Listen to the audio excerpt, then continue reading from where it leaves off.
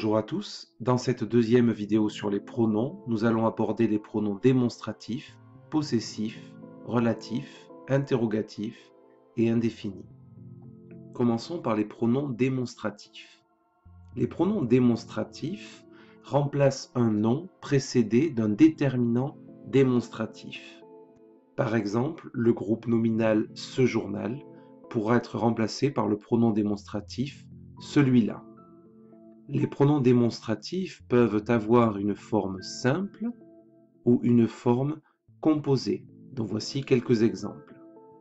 D'une façon générale, lorsque la forme est composée avec « si », cela va indiquer la proximité, comme dans cet exemple, et lorsqu'il sera composé avec « là », cela exprimera l'éloignement, comme dans cet exemple. Intéressons-nous maintenant aux pronoms possessifs. De façon assez similaire aux pronoms précédents, les pronoms possessifs remplacent un nom précédé d'un déterminant possessif, comme par exemple mon journal qui va être remplacé par le mien. Voici quelques exemples de pronoms possessifs, ainsi qu'un exemple de phrase qui contient un pronom possessif. Si tu ne trouves pas ton stylo, prends le mien. Le mien est un pronom possessif qui remplace mon stylo, afin d'éviter la répétition. Un petit peu plus complexe, la classe des pronoms relatifs.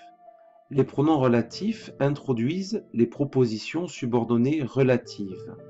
Ils remplacent un nom, un pronom ou un groupe nominal qu'on va appeler l'antécédent.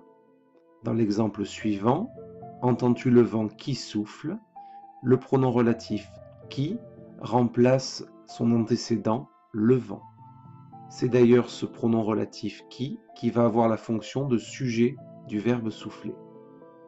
Comme les pronoms précédents, les pronoms relatifs vont pouvoir avoir une forme simple, qui, que, quoi, dont, où, mais également une forme composée, lequel, laquelle, auquel, desquels. Les pronoms interrogatifs vont plutôt se trouver en début de phrase interrogative.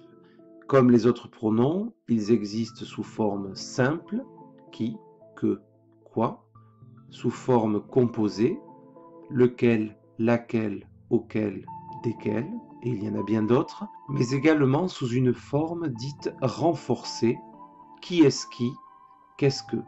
Nous allons observer ensemble quelques exemples de phrases qui contiennent des pronoms interrogatifs. Que faites-vous? Laquelle préfères-tu? Qu'est-ce que tu fais? Dans le premier exemple, il s'agit d'un pronom interrogatif simple. Dans le deuxième exemple, d'un pronom interrogatif composé, laquelle? Et dans le dernier, d'un pronom interrogatif renforcé, qu'est-ce que?